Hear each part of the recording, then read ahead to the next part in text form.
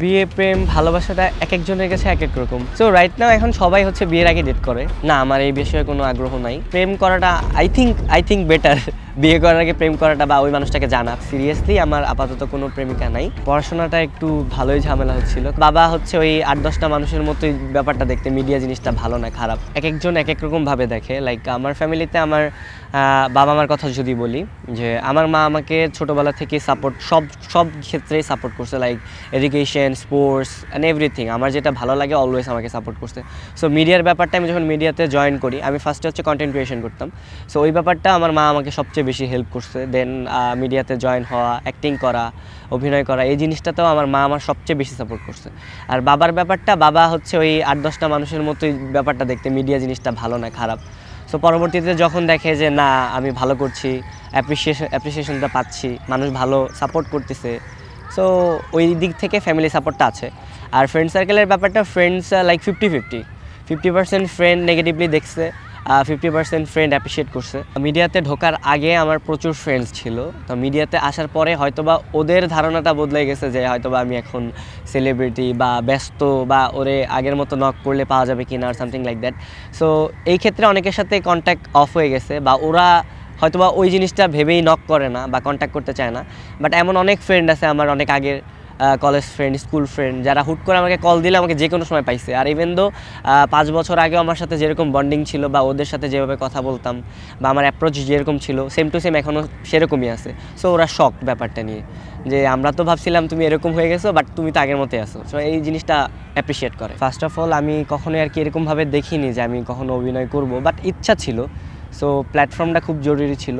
আর এদিক দিয়ে হচ্ছে আমাদের টিমের সিইও প্র্যাঙ্কিংয়ের আর্থিক সজীব ভাই, সো ওনার মাধ্যমেই মূলত প্র্যাঙ্কিংয়ে জয়েন হওয়া। আর আমার স্টার্ট হয় স্কুল গ্যাং একটা ওয়েব সিরিজের মাধ্যমে, যেটা বর্তমানে বলেন বা অনেক আগের থেকেই বলেন 21 থেকে মোটামুটি অনেক জনপ্রিয়তা পেয়েছে। সো ওইখানে আমার একটা ক্যারেক্টার ছিল শান্ত। আর স্কুল গ্যাং যেহেতু, ওইখানে অ্যাকচুয়ালি ফ্রেন্ডদের যে বন্ডিং, ওই বিষয়টা তুলে ধরা হয়েছে। সো ওইখানে আমার যে ক্যারেক্টারটা সবারই একটু ভালো লাগছে। আমার সবচেয়ে প্রিয় যদি বলি, অবশ্যই আমার প্রিয় তালিকায় থাকবে স্কুল গ্যাং সিজন 1, সিজন 2, দেন হচ্ছে সিজন 3 লঞ্চ হবে খুব সুন। প্লাস না এখনও শুটিং মানে প্রিপারেশন চলছে, শ্যুট হবে। তারপর হচ্ছে বেয়ান যেন কাঁচামরিচ, আমার সবচেয়ে সবচেয়ে বেশি ভিউ হয়েছে যে নাটকটা। কো আর্টিস্ট ছিল আরোহী মিম। তো উল্লেখযোগ্য আরও অনেকগুলোই নাম আছে যেগুলো আসলে আমার অ্যাকচুয়ালি মনে নেই, কারণ অনেক কাজ করা হয় মাসে। অ্যারাউন্ড আমাদের তো অনেক বড় টিম, সো জুটি অনেকগুলো, প্রায় অ্যারাউন্ড 5টা জুটি আমাদের। সো সবারই দেখা যাচ্ছে 4টা থেকে 5টা শ্যুট হয় প্রতি মাসে। না আপাতত আমি প্র্যাঙ্কিংয়ের সাথে আছি, আমি প্র্যাঙ্কিংয়ের সাথেই থাকতে চাই। আমি কেবল শিখছি অভিনয়, সো আরও আপগ্রেড হবে, আরও করি, আরও শিখি। তারপরে যখন মনে করবো যে না এখন বাইরে কাজ করা দরকার, তখন অবশ্যই আমি বাইরে কাজ করব। পড়াশোনাটা একটু ভালোই ঝামেলা হচ্ছিল, কজ আমি আগে হচ্ছে প্রাইভেট ইউনিভার্সিটিতে পড়তাম, ড্যাফোডিল ইন্টারন্যাশনাল ইউনিভার্সিটি, যেটা আমার বাসা থেকে অনেক কাছেই, আশুলিয়াতে। সো এই শুটিংয়ের কারণে আর হচ্ছে মানে ওইভাবে পড়াশোনা হচ্ছিল না, লাইক ফোকাস করতে পারছিলাম না। স্টপ বলতে আমি ওইখানে 2টা সেমিস্টার কমপ্লিট করি, তারপরে হচ্ছে আমি ওইখান থেকে গভর্নমেন্টে শিফট হয়ে যাই, সাভার গভর্নমেন্ট কলেজে। ওইখানে আমি এখন হ্যাঁ, যাতে একটু কম ক্লাস না করলেও, অ্যাটেন্টিভ না থাকলেও ওইখানে হচ্ছে হয়ে যায় আর কি। সো এই কারণেই আর কি ওইখানে কন্টিনিউ হচ্ছে আপাতত। আমি এখন সেকেন্ড ইয়ারে আছি। না অ্যাকচুয়ালি আমি একদম সাদামাটা একটা ছেলে, আমি সবার সাথে একদম নর্মালি বিহেভ করি, নর্মালি চলাচল করতে পছন্দ করি। লাইক আমি celebrity or something like that এরকম কখনো ফিল হয় না আমার। আমি যে কোনো পরিবেশের সাথে খাপ খাইতে পারি আর কি। ব্যক্তিগত আমি একটু একা একা থাকতেই পছন্দ করি, আর আমার ফ্রেন্ড সার্কেলও খুব একটা নাই, লাইক লিমিটেড। সো আমি আগে গাজীপুরে থাকতাম, ওইখানে আমার কলেজ ফ্রেন্ড, স্কুল ফ্রেন্ড ওইখানে ছিল। দেন সাভারে শিফট হওয়ার পরে তেমন ফ্রেন্ড নাই বললেই চলে।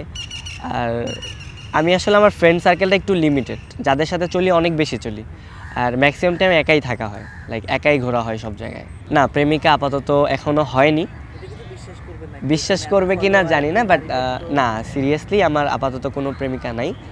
আর ছিল বলতে অনেক আগে ছিল, তখন আমি স্কুল লাইফে ছিল। ওইটা প্রেমিকা হবে কিনা আমি জানি না, ভালো লাগতো একটা মেয়েকে, অনেক বেশি ভালো লাগতো। প্রেম নিয়ে ভাবছি না এখন, আমি আমার কাজ নিয়ে একটু সিরিয়াস, ক্যারিয়ার নিয়ে সিরিয়াস। সো আমি মনে করি যে প্রেম নিয়ে যদি ভাবি বা ওই বিষয়টা একটু টাইম দিই, আই গেস আমি ক্যারিয়ারে ফোকাস করতে পারবো না, আর যেভাবে আগাচ্ছি সেভাবে আগাতে পারবো না। রিলেশন করতে গেলে অবশ্যই প্রেমিকাকে টাইম দিতে হবে। সো আমি যেহেতু মিডিয়াতে আছি, আমি হয়তো ওরকমভাবে টাইম স্পেন্ড করতে পারবো না। সো এই কারণেই আর কি করা না, মানে এখান থেকে একটু বিরত থাকা। সো বিয়ে প্রেম ভালোবাসাটা এক একজনের কাছে এক এক রকম। সো রাইট নাও এখন সবাই হচ্ছে বিয়ের আগে ডেট করে। না, আমার এই বিষয়ে কোনো আগ্রহ নাই, বাট জানাটা খুবই ইম্পর্টেন্ট। লাইক একটা মানুষের সাথে আমি এতটা বছর কাটাবো বা ফিউচার একসাথে থাকবো, সো প্রেম করাটা আই থিঙ্ক বেটার বিয়ে করার আগে প্রেম করাটা, বা ওই মানুষটাকে জানা। প্রেম না করলে ওই মানুষের সাথে একটু সময় টাইম স্পেন্ড করা, যাতে ওই মানুষটাকে আমি চিনতে পারি, জানতে পারি ভালোভাবে, যে কারণ এতটা বছর ওনার সাথে আমি থাকবো। সো ওনারে বোঝাটা বা আমাকে বোঝাটা ওনার, সো এই জিনিসটা থাকার দরকার, এই বন্ডিংটা আসলেই মেক করা দরকার বিয়ের আগে। না, লামহা পার্সোনালি ও ভালো, অনেক ভালো একটা মেয়ে। ও কাজের প্রতি অনেক ডেডিকেশন আছে। লাইক ও খুব কম সময় অনেক ভালো অ্যাক্টিং করতেছে রাইট নাও। সো আমি মনে করি না, শি ইজ গুড। হ্যাঁ, ফ্রেন্ড হিসেবেও ভালো, আমাকে অনেক শ্রদ্ধা করে, ভাই হিসাবে দেখে। ড্যান্স ব্যাপারটা হচ্ছে আমার ছোট থেকে ছিল। লাইক আমি সব না, আমি কখনো কোথাও শিখিনি, কোনো একাডেমিতে বা কোনো কারো কাছ থেকে লার্ন নিইনি। সো ব্যাপারটা হচ্ছে আমি অলওয়েজ ওই ইউটিউব ভিডিওস এগুলো থেকেই শেখা।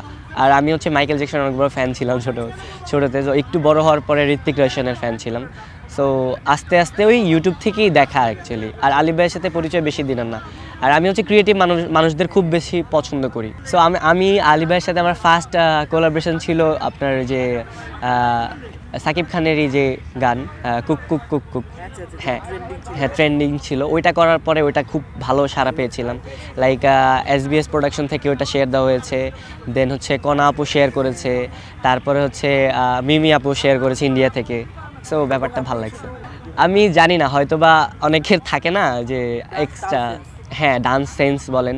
সো ওই জিনিসটা হয়তো আমার আছে, আমি খুব সহজেই যে কোনো জিনিস ক্যাচ করতে পারি। অ্যাক্টিংয়ের বিষয়েও আমাকে যদি কেউ দেখায় দেয় যে এই জিনিসটা এইভাবে করতে হবে, সো একবার দুইবার তিনবারের সময় আমি পারি। সো ড্যান্সের ব্যাপারটাও সেম, আমি একটু প্র্যাকটিস করলে এই জিনিসটা খুব সহজেই পারি।